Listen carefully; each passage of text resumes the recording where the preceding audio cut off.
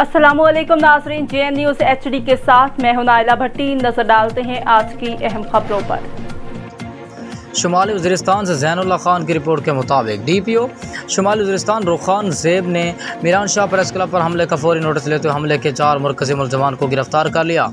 गिरफ्तार होने वाले मुतलका SHO के वालिद और चचा भी शामिल हैं, जबकि SHO ने खुद प्रेस क्लब जाकर इस हमले से लाताल्लुकी का इजहार किया और प्रेस क्लब और सहाफ़ती बरादरी को भरपूर ताउन का यकीन दिलाया।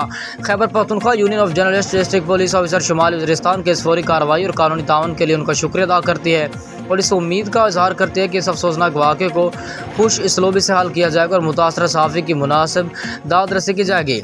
डिस्ट्रिक्ट पुलिस ऑफिसर शुमाली वज़ीरिस्तान ने खैबर पख्तूनख्वा यूनियन के सदर शम्स मोहम्मद को टेलीफोन करके तफसीलात से आगाह किया और यकीन दिलाया कि उनकी मौजूदगी में पुलिस और सहाफ़ियों के मबैन दोस्ताना ताल्लुक़ को फ़रोग़ दिया जाएगा और तमाम मसाइल को कानूनी तरीक़ाकार और मकामी रिवायत के मुताबिक हल किया जाएगा।